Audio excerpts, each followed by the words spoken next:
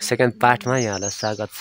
हामी चाहिँ अहिले चाहिँ यो जलजले पोखरी हो, यो पाँचथर जिल्ला फाइलेङ गाउँपालिका 5 नम्बरमा पर्ने 7 कुने जलजले पोखरी भन्छ। हामी आइसकेका छौँ।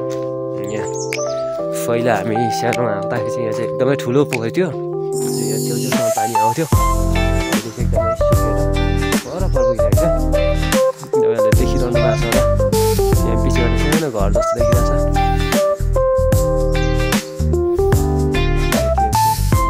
यस्तो बनाइएको छ।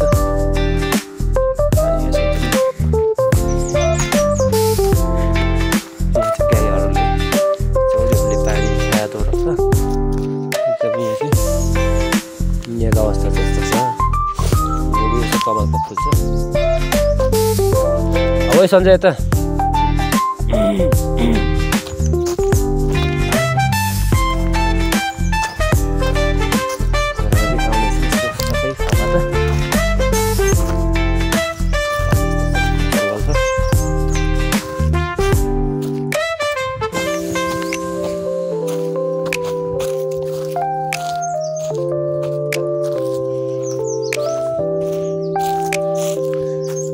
पहिला चाहिँ एकदमै डर लाग्दो दृश्य थियो। यहाँ चाहिँ क्या एकदमै सफा थियो। अहिले चाहिँ एकदमै यहाँ संरक्षण चाहिँ छैन रहेछ।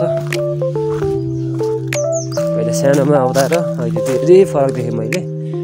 पहिला चाहिँ एकदमै यो वरिपरि यसको वरिपरि परिसरमा पराक्रम आउन पनि मान्छे डराउँथ्यो, एकदम खतरा हुन्थे। अहिले चाहिँ हालत हेर्नु मान्छे के हो यो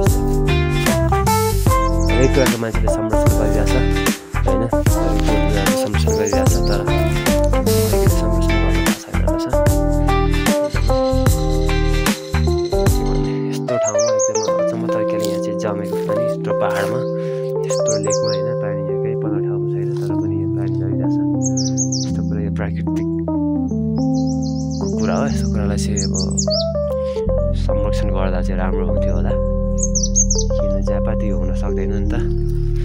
त्यही भएर कति ठाउँ हामीले डा बनाएर निरन्तर रूपमा पाइप हाल्दा पानी हाल्दा त है यस्तो पानी अवस्था छ।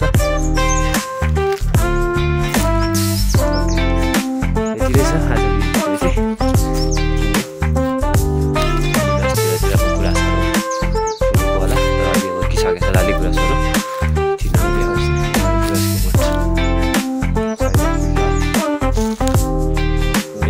संरक्षण गर्न सक्यो भने चाहिँ होइन, यसो पर्यटकको लागि चाहिँ राम्रो होइन। पर्यटकहरू आउँछ, कम्तीमा बाहिरबाट आउने मान्छेहरूले त यस्तै कुराहरू त अलिकति नेचुरल कुराहरू प्राकृतिक कुराहरूलाई त हेर्न चाहन्छ नि त।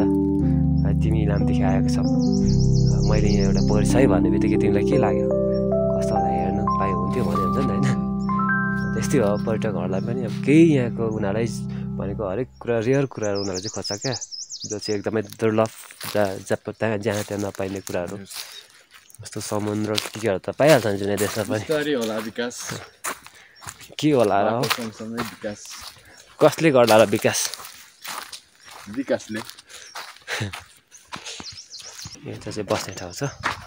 यसो परदेशीहरूको लागि बस्नको लागि दामी हुन्छ यार।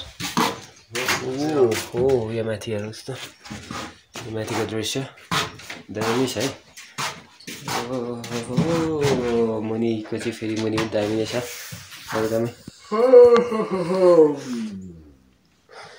एकजना हाम्रो टुरिस्ट आएर बस्नु भएको थियो यहाँ, मकै टुरिस्ट है। लामदेखि आएको पाहुना हो नि त यार।